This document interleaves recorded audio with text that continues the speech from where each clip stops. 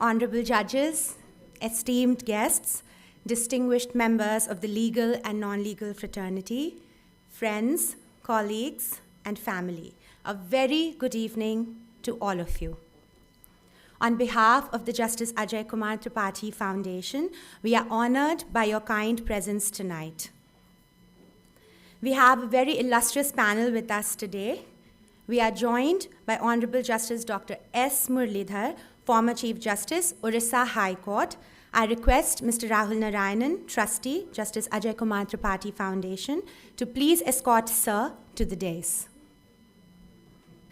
We have among us Shri Pavan K. Varma, former Ambassador of India to Bhutan. I request Ms. Akriti Tripathi, Trustee, Justice Ajay Kumar Tripathi Foundation, to escort Sir to the dais.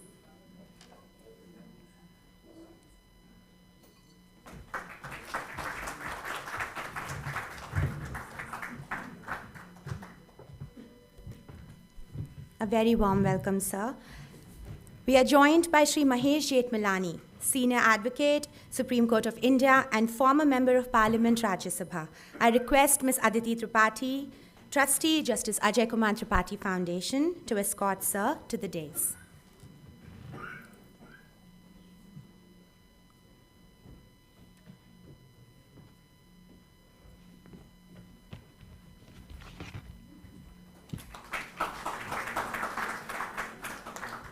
Welcome, sir.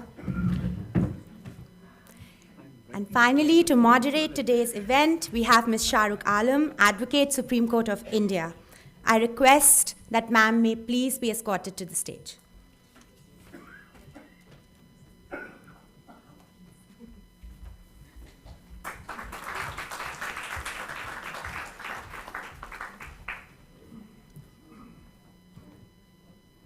Welcome, ma'am. Since 2022, we gather in November in remembrance of my father, Justice Ajay Kumar Tripathi. Every time he comes up in conversations, we find people becoming reflective about the impact his work has had on the legal landscape of India and the lives of the people he sought to serve. Last year, while delivering his keynote address, Honorable Justice Gavai called Justice Tripathi a fine legal mind. Some of you recall him as a noteworthy jurist, some as a courageous judge, some as a visionary who deeply understood the intersection of law and society. Some of you say he did not merely interpret the law, he breathed life into it, delivering judgments that offered solace and relief to those who needed it the most. Some of you have shared with us the most cherished memories you hold of him as an exceptional man. Some of you reminisce about his characteristic wit and insight, his sharp intellect, his unwavering sense of justice, his empathetic nature that drew admiration from everyone he met. Some of you have also spoken about the sincere friendship shared with him, encountering his generous spirit and keen mind. Some of you have been left both informed and inspired by him. We remember him as a principled man who commanded love and respect in the same measure. We find catharsis knowing he is cherished, remembered, and deeply missed by those who had the fortune of walking a part of life's journey with him.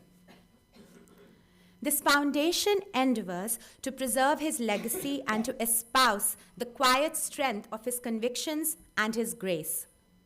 We wish to keep his presence vibrant in all our hearts, and his wisdom and compassion continue to guide and inspire our work. Briefly reflecting on the Foundation's journey so far, Honorable Justice P.S. Narasimha delivered the inaugural Justice Ajay Kumar Tripathi Memorial Lecture in 2022 on the idea of India and the role of the judiciary therein. His words set the tone for the Foundation's commitment to fostering dialogue on critical constitutional issues. In 2023, the Foundation convened its second annual event in Patna, with Honorable Justice Gavai delivering the second memorial lecture on our Constitution and idea of India therein. This event marked the 75th year of our Indian Constitution and was a poignant reminder of the vision of the framers of the Constitution and its enduring relevance as a blueprint for justice and governance. The idea of this year's Samvaad was born out of Justice Gavai's address. Today's Samvaad forms a part of our ongoing series on the idea of India. Our theme today, separation of powers and the idea of India therein, is significant as we look at the intricate relationship between the legislature, the executive, and the judiciary, three pillars that undergird our democracy. We felt this merits discussion.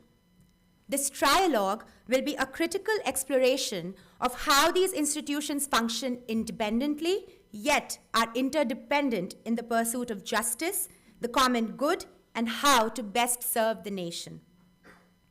As we continue to grow, we've seen our vision take root quite literally. At the beginning of this year, the foundation launched an ambitious tree plantation and wilding drive across Bihar and other parts of the country. With the idea of intergenerational equity at its heart, we saw the participation of school children to youth to senior citizens. We were overwhelmed by the spirit of community and involvement. Justice Tripathi's closest friends also joined us in this noble effort. We planted over 500 saplings, and the foundation is committed to continuing this cause tree by tree. As we stand at the threshold of the 4th year of the foundation, we feel gratitude for the progress made, the challenges overcome, and for all of you, for your continued association and support and your belief in our cause. What began as an ambition to keep the memory and the legacy of Justice Tripathi alive is growing into a platform for dialogue, reflection, and learning. The congenital optimist in me says we are getting certain things right. We are grateful to our esteemed panelists for helping us operationalize our vision for the Samvaad. Your presence is a testimony of the regard you have for Justice Tripathi and the Foundation. I invite Ms. Shahrukh Alam to take the evening forward. Thank you, and we hope you have an enriching and thought-provoking evening ahead.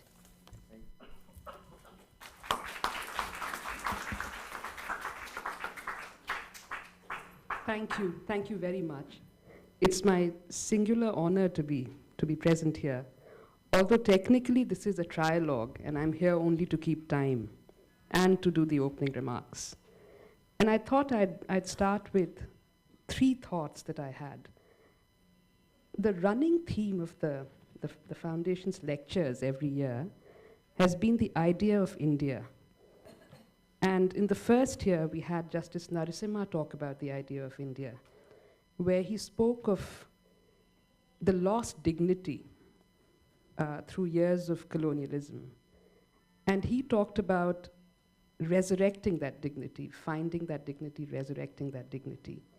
But he also suggested that that dignity was found in the freedom struggle, and that when people come together for any cause, when people come together in resistance, in struggle, then they form a community, they form a collectivity, and that dignity and the sense of identity and the sense of the idea of India is to be found through struggles.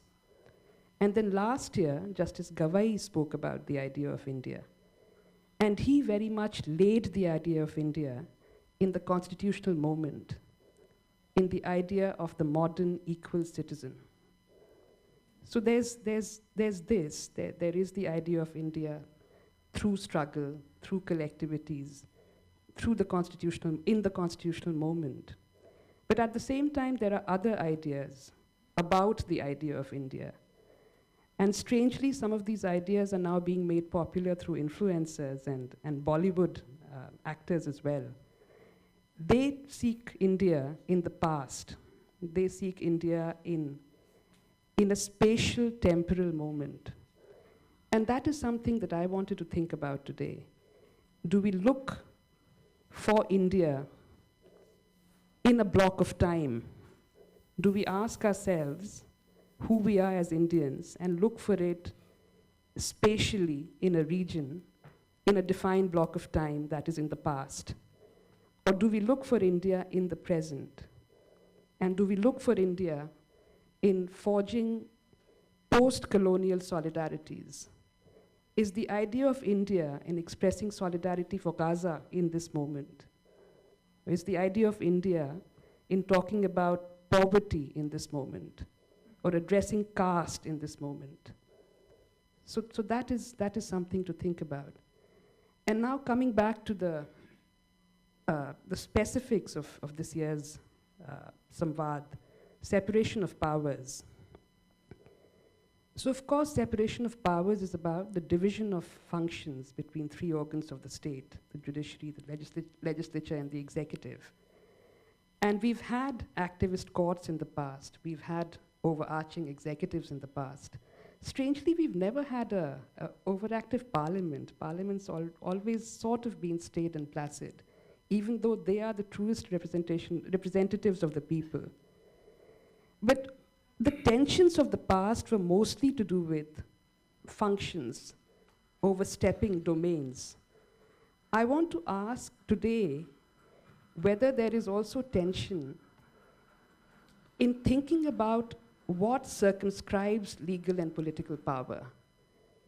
Does populism circumscribe legal and political power? Does majoritarianism?